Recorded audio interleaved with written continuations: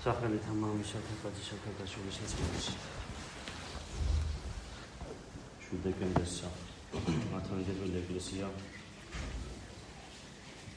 წმინდა დიდმოწამე ეკატერინეს ცნებას აღნიშნავს. წმინდანის, რომელიც ძალიან უყვარდა მამა დავითს და შემთხვევით არაფერი არ სწორედ მისი ხსენების დღეს გაიყვანა ღმერთმა მსოფლიო. დღევანდელ დღეს 5 წელი გახდა, რაც მამა დავითი გარდაიცვალა. ძალიან უყვარდა თვითონ ის სიტყვა გარდაცვალება, იმიტომ რომ ამბობდა, რომ ადამიანი კი არ ხდება ამ დროს, არამედ ისთვის მდგომარეობას ერთი მდგომარეობიდან გადის მეორე მდგომარეობაში, მაადისობაში. ჩვენს რა თქმა უნდა იმედი გვაქვს, რომ მამა დავითი მარადიულად ღმერთთან არის, ღმერთთან იქნება. ძალიან დიდ დანაკლისი იყო თითოეული ჩვენგანისთვის მამა დავითის სამსუქიდან გასვლა, მაგრამ ალბათ ის, რომ იმედი გვაქვს და თითქმის დარწმუნებული ვართ ამაში, რომ ის ცხოვრობდა და შეასრულა ის მიზანი, რისთვისაც შრომობდა და ცხოვრობდა, განუგეშებს და ეს დაგვეხმარა ალბათ იმ ტკივილის გადატანაში, რასაც მასთან განშორება ქვია. ის საფლავთან მისვლა, თუნდაც მისი ლოცვებში მოხსენება, თუნდაც მის მიმართ ლოცვის აღვლენა, ეს ძალიან დიდი ნუგეშია თითოეული ჩვენგანისთვის. პირადად ჩემთვის ეს ისია და ხშირად გამომიცდია ნუგეში და სიმშვიდე მის მიმართ, როდესაც ლოცულობ მის საფლავთან იქნება თუ საფლავის გარეშე. არავის არ გვესწავლება მამა დავითი ვინ იყო, როგორ იყო, მაგრამ მინდა რომ ორი სიტყვით გავიხსენო. მამა დავითი ეს თითოეული ჩვენგანის მამა იყო, რა თქმა უნდა, ის ვართ უმრავლესობის მამა იყო, სულიერი მამა. ადამიანი, რომელიც შეიძლება თითოეული ჩვენგანისთვის მშობლებზე უფრო საყვარელია. მშობლები ამას არ გვიწყენენ, რა თქმა უნდა, ხორციელი მშობლები, მაგრამ ეს ესეა, იმიტომ რომ ეკლესიის სწავლებითაც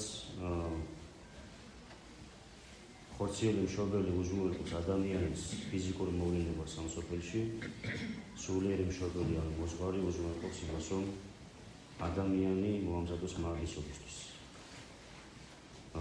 პირველ რიგში სულიერად იშვას ან მონათლოს ის და შემდეგ იზრუნოს მის სულიერ ცხოვრებაზე და იმაზე, რომ სასუფეველში მოხვდეს.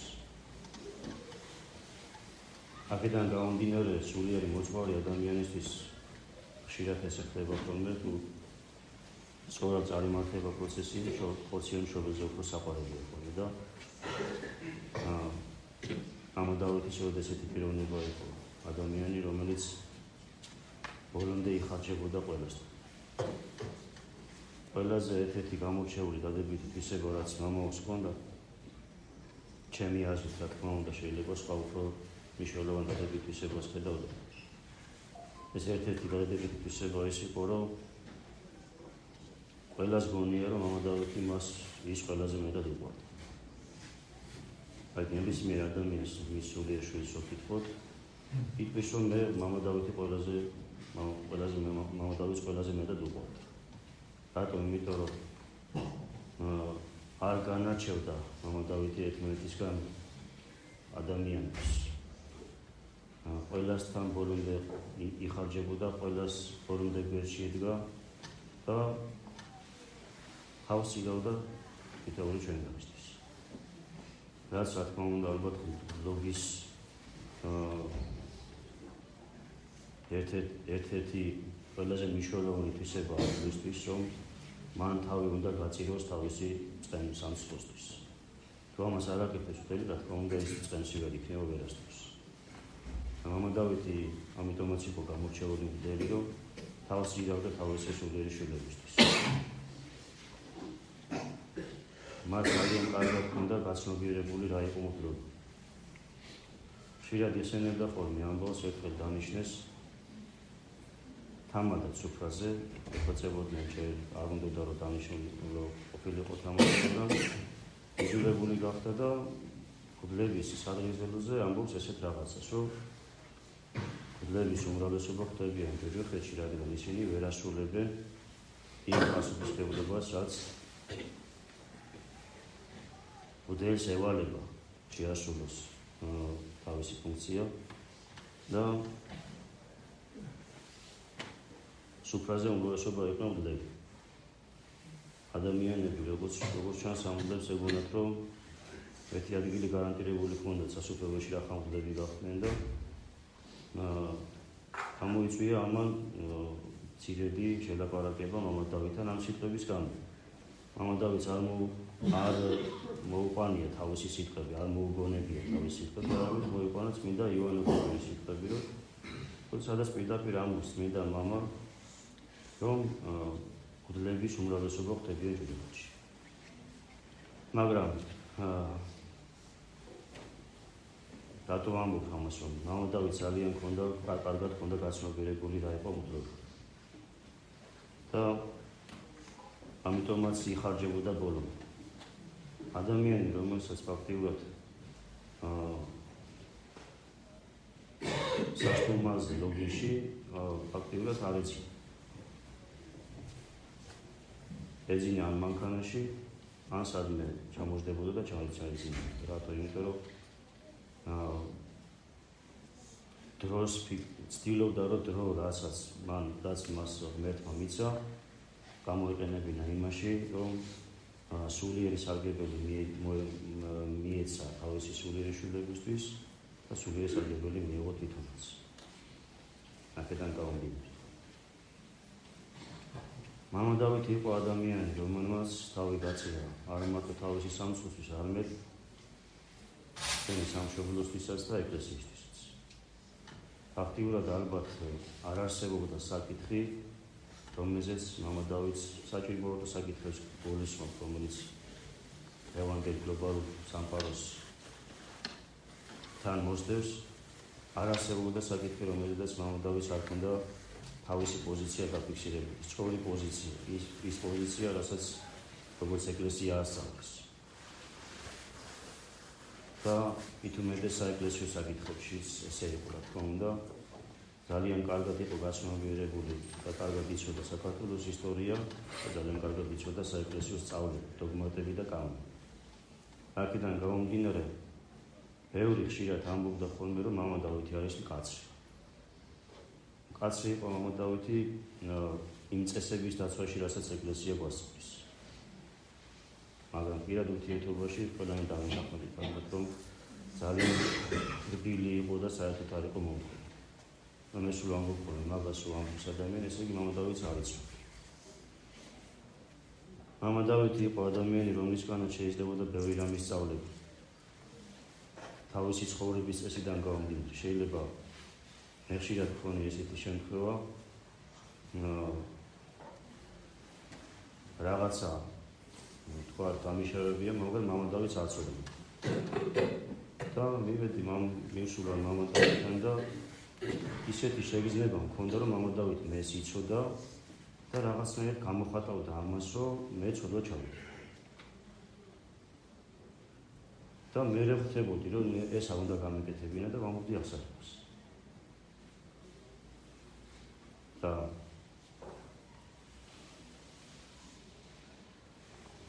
მომთმენი ადამიანი იყო ბოლომდე.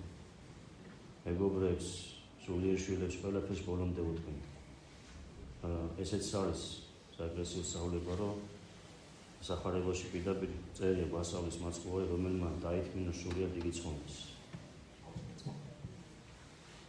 ყველაფერს ითვალისწინებდა, ყველაფერს ითმენდა იმის გამო, რომ ადამიანთან სიყვარული შეენაჩვენებინა და ადამიანთან ერთობა შეენაჩვენებინა.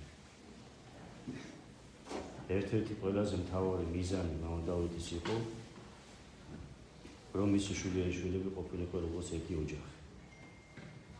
და ეს მან გააკეთა. მის გარშემო უამრავი ადამიანი იყო შემოკლებული და ადამიანები, რომლებიც ერთმანეთს არ იცნობდნენ, ერთმანეთისგან აბსოლუტურად განსხვავდებოდნენ ხასიათით, ცხოვრების წესით, ტრადიციით, ერთ ოჯახად შეკლება ეს ხალხი ყველა. ამის გაკეთება რა თქმა უნდა ძალიან რთულია და თუ სულიერი ახლა ადამიანი ამას ვერ გააკეთა. მამა დავითმა შეგვაყარა ლოცვა, სახურება.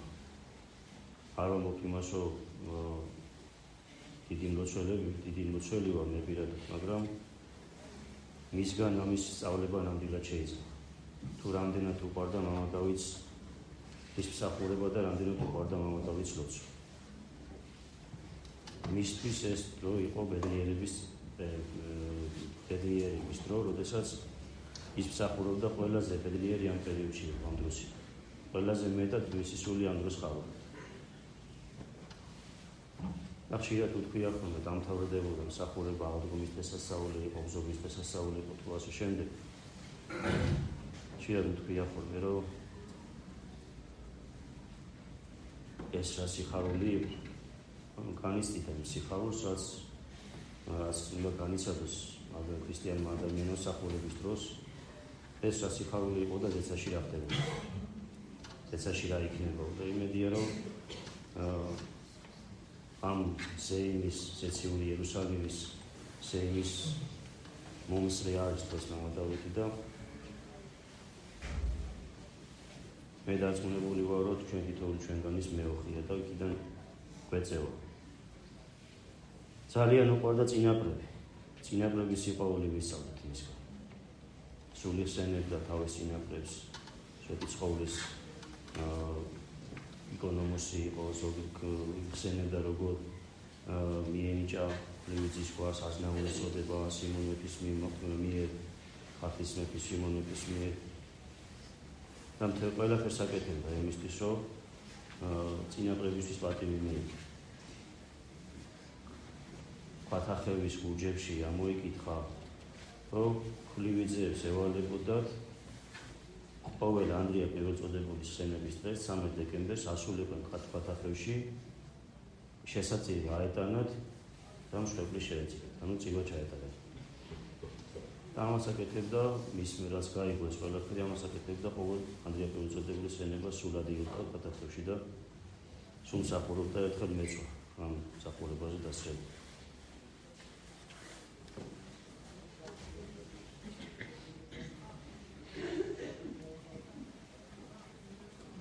იმდენად სულში ქონდა გამოსდარი მამაოსის თვისებები, ეს რა თქმა უნდა მცირედია იმასთან შედარებით, რაც მას ქონდა, მაგრამ იმდენად სულში ქონდა გამოსდარი ეს ყველაფერი, რომ გადაგედებოდა ადამიანს, მოგინდებოდა, რომ ისე გაეკეთებინა შენს, როგორც თვითონ აკეთებდა.